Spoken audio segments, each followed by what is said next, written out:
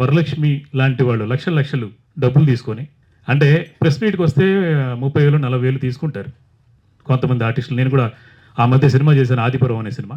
దాని తర్వాత ఈ సినిమా, నేను నిర్మాతగా 5 సినిమాలు చేశాను. నిర్మాతల కష్టం, నిర్మాతల బాధ నాకు తెలుసు. రిలీజ్ రోజు వరకు, అంటే మార్నింగ్ షో పడే వరకు ఎంత కష్టం ఉంటుందో, ఎంత బాధ ఉంటుందో నాకు తెలుసు. ఆ బాధ ఆవిడికి కూడా తెలుసు. ఎందుకంటే మా సినిమా ఫస్ట్ హాఫ్ డబ్బింగ్ చెప్పేసి ఆవిడ సినిమా కోసం 3 నెలలు మా సినిమాకి డబ్బింగ్కి రాకుండా 3 నెలలు ఏడిపించారు. సెకండ్ హాఫ్ చెప్పడానికి 3 months పట్టిందండి. ఈలోపు ఆవిడ సరస్వతి అని ఒక సినిమా షూటింగ్ డైరెక్షన్ చేసేసారు, సినిమా తీసేసుకున్నారు. ఆవిడ సినిమా మా సినిమా కాదా? ఎందుకంటే ఆవిడ డైరెక్షన్ చేశారు, ఓకే, అఫ్ కోర్స్ డైరెక్షన్ చేశారు. డైరెక్షన్ చేస్తే నేను అంతకంటే, అంటే నేను ఇండస్ట్రీకి వచ్చినప్పుడు 31 సంవత్సరం అయింది, ఆవిడ ఏజ్ 42. అంటే నేను ఇండస్ట్రీకి వచ్చినప్పుడు 10 ఏళ్ల వయసు ఉండొచ్చేమో ఆవిడకి, అంతే కదండి. ఆ అన్ని సంవత్సరాల ఎక్స్పీరియన్స్ ఉన్నా కూడా అలాంటి వాళ్ళని అడుక్కోవటం, అంటే మండే రోజు మొన్న అడుక్కున్నా నేను, ప్లీజ్ అమ్మా రండి, నో నాకు టైం లేదు, నేను ఉండను అంటే, ఏంటి డబ్బులు తీసుకున్నారుగా, ఫ్రీగా చేయలేదు. డబ్బింగ్ సగం చెప్పాక, ఫస్ట్ హాఫ్ చెప్పాక 3 నెలలు ఆపారు, అంటే తన సినిమా కోసం. 3 నెలల తర్వాత అడిగితే వేరే వాళ్ళతో చెప్పించుకోండి అన్నారు. అఫ్కోర్స్ షూటింగ్లో మాత్రం ఆవిడకి చెయ్యి ఇరిగిపోయినా కూడా 2 నెలలు మేము షూటింగ్ ఆపి మళ్ళీ వచ్చిన తర్వాత షూటింగ్కి పార్టిసిపేట్ చేసింది, అది ఓకే. కట్టుకొని చేస్తే నేనే కథ మార్చుకొని, కథలోనే కొన్ని సీన్స్లో చెయ్యి విరిగిపోయింది అన్నట్టుగా ఇది చేసి మార్చుకున్నాం. సో అది కూడా ఓకే, అంటే ఆ రోజు కోఆపరేట్ చేశారు, పర్లేదని. కానీ ఆవిడ చెయ్యి ఇరిగిపోతే కోఆపరేట్ చేశారు అన్నప్పుడు నేను ప్రతిరోజు 3 గంటల వరకే షూటింగ్ చేసి, అంటే మధ్యాహ్నం వరకే షూటింగ్ చేసి ఇంకో 3 గంటలు ప్రొడ్యూసర్ గారిని నష్టపరుస్తూ సినిమా చేసింది ఒక వారం రోజులు. దానికి కూడా మేమేం అనుకోలేదు. సర్లే పాపం ఆవిడకి గాయమైంది, దెబ్బ తగిలింది కాబట్టి మనం కోఆపరేట్ చేయాలి, మన సినిమాలోనే జరిగింది కాబట్టి అని చెప్పేసి కోఆపరేట్ చేస్తాం, అది కూడా ఓకే.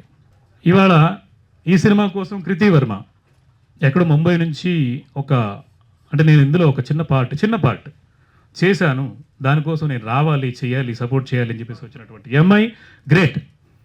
అండ్ చిన్నపిల్ల, అంటే 10 ఏళ్ళు కూడా లేనటువంటి ఒక అమ్మాయి కూడా 24 hours వర్క్ చేసింది అదే రోజు.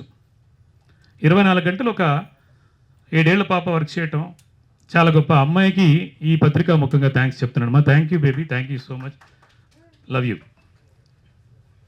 ప్రమోషన్స్కి వీళ్ళు వస్తున్నారు, చిన్న పిల్లలు వస్తున్నారు. అండ్ పెద్ద సినిమా రామ్ చరణ్ గారిది, అంత పెద్ద 350 కోట్లు పెట్టి సినిమా చేసినటువంటి అంత పెద్దవాళ్ళు కూడా ప్రతి ప్రమోషన్ ప్రతిరోజు వదలకుండా ఏదో రకంగా మీడియా ముఖంగా ముందుకు రావటం, జనాలకు తెలియటం, జనానికి మన సినిమా తెలియాలని చెప్పేసి వాళ్ళు ట్రై చేస్తున్నారు. పెద్ద సినిమా బాగుంది, దానికి ఇంకొంచెం బూస్ట్ చేయాలని చెప్పేసి వాళ్ళు ట్రై చేస్తున్నారు. వాళ్ళు చాలా గొప్ప, గ్రేట్. అండ్ వాళ్ళతో పాటు ఇంకా ముఖ్యంగా చెప్పాలంటే సంగీతం శ్రీనివాసరావు గారు 94 సంవత్సరాల వయసులో మీడియా ముఖంగా వచ్చి మీ ద్వారా ఆయన సినిమాను కూడా ప్రమోట్ చేసుకున్నారు. 94 ఏళ్ల వయసులో ఉన్నటువంటి ఒక డైరెక్టర్ వచ్చి నా సినిమా ఇది అని చెప్పుకున్నప్పుడు మీరు ఎందుకు రారు? వరలక్ష్మి శరత్ కుమార్ గారు ఎందుకు రారు? వాళ్ళ మేనేజర్ కూడా ఆన్సర్ లేదు. డబ్బులు ఇవ్వనప్పుడు మాత్రం ప్రతిరోజు ఫోన్ చేయడమే, ప్రతి గంట ఫోన్ చేయడమే. డబ్బింగ్ చెప్పాలంటే ప్రసాద్ ల్యాబ్ నుంచి ఆ పక్క సందులోంచి నెక్స్ట్ రోడ్డు 2 కిలోమీటర్ల అవతల నుంచి ఇవతల రోడ్డుకి రావాలంటే 4,000 5,000 మాకు ఖర్చు అవుతుంది. ఓన్లీ ఒక 2 kilometers మా దగ్గర ప్రొడ్యూసర్స్ దగ్గర వసూలు చేస్తారు, బాగానే ఉంది, తీసుకోండి అంటే మీ రూల్స్ ఇది ఉండొచ్చు కాక.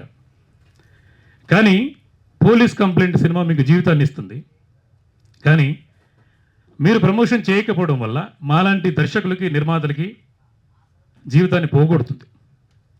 ఒక వారం ముందు చూశాను, ఎవరో వరలక్ష్మి గారి కథ చెప్పేసి బయటకు వచ్చేసి ఒక గాడెస్, ఒక గొప్ప వ్యక్తితోటి నేను వర్క్ చేశాను అంటే కథ చెప్పాను, అద్భుతం అని చెప్పేసి ఎవడో ఫేస్బుక్లో పెట్టాడు, చూశాను. కానీ తర్వాత బాధ ఏంటి, సినిమా తీసిన తర్వాత సినిమా బయటికి తీసుకెళ్ళే వాళ్ళ బాధ ఏంటి అని చెప్పేసి ఆ డైరెక్టర్ని చూసి జాలేసింది నాకు. ఆవిడ పని చేయడంలో తప్పులేదు, సిన్సియర్గా వర్క్ చేస్తారు, టైంకి వస్తారు, చాలా ఎఫర్ట్ పెడతారు. ఎఫర్ట్ ఆ వర్కింగ్ షూటింగ్ కోసం మాత్రమే కాదు, యాక్టింగ్ కోసం మాత్రమే కాదు, సినిమా ప్రమోషన్ కోసం కూడా పెట్టాలి. ఇది మాత్రం చాలా అన్యాయం వరలక్ష్మి గారు. ఎందుకనంటే నేను ఉండను అని అంటే నెక్స్ట్ డే ఎక్కడో కనపడతారు. ఈ సినిమా జూన్ 12 తారీఖున 350 థియేటర్లు రిలీజ్ అవుతోంది. మీ సినిమా ఇంతవరకు రిలీజ్ అవ్వలేదు. అంటే ఇంత గ్రాండ్గా మహారాష్ట్రలో, అండమాన్లో, యుఎస్లో, కర్ణాటకలో 82 థియేటర్లు ఇవాళకి కన్ఫర్మ్ అయ్యాయి. సో దాదాపు రేపు సాయంత్రానికంతా ఇప్పుడు 358 500 థియేటర్లు కూడా రిలీజ్ అవుతుంది. అది వరలక్ష్మి వల్ల కాదు, సంజీవ్ మేగోటి వల్ల, అలాగే నరేంద్ర బాబు గారి వల్ల. సో మా వల్ల రిలీజ్ అవుతుంది ఈ సినిమా. అలాగే మా నిర్మాతల వల్ల, కృష్ణసాయి గారి వల్ల, అండ్ చాలామంది ఆర్టిస్టుల బ్లెస్సింగ్స్ వల్ల, ప్రొడక్షన్ బాయ్ దగ్గర నుంచి డైరెక్టర్ దాకా మా అందరి కష్టం వల్ల, మా అందరి కష్టానికి ఆ దేవుడు ఈ రూపంలో ఆశీర్వదించాడు. మొన్న రాత్రి 11-12 గంటల వరకు కూడా ల్యాబ్లో తిరిగి ప్రతి రూపాయి అడుక్కొని రిలీజ్ చేయాలి కదా. మీరు వస్తే ఎవరిని అడుక్కునే అవసరం ఉండేది కాదు. మీరు వచ్చి జస్ట్ ఒక హాఫ్ అన్ అవర్, నేను సండే రోజు మీకు మెసేజ్ పెట్టాను ఏమని, అమ్మా 4 రోజులు మీరు బ్యాలెన్స్ ఉంది, 4 రోజులు మీరు ప్రమోట్ చేయాల్సిన అవసరం ఉంది, 4 రోజులు వద్దు, 1 గంట రండి అని చెప్పాం. మీరు 1 గంట మా కోసం స్పెండ్ చేస్తే మాకు 1 కోటి రూపాయలు చేతికి వస్తుంది. ఇప్పుడు నష్టపోతూ కష్టపడుతూ కూడా ఈ సినిమాని తీసాం, ఈ సినిమాని బయటికి వేస్తున్నాం. ఈ సినిమా సక్సెస్ అవుతుంది.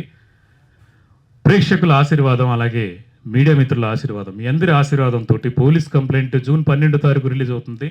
డ్యామ్ షూర్గా మంచి హిట్ అవుతుంది, మంచి పేరు వస్తుంది. సో మీరు ఇంట్లో కూర్చొని ఫీల్ అవ్వండి. Thank you so much.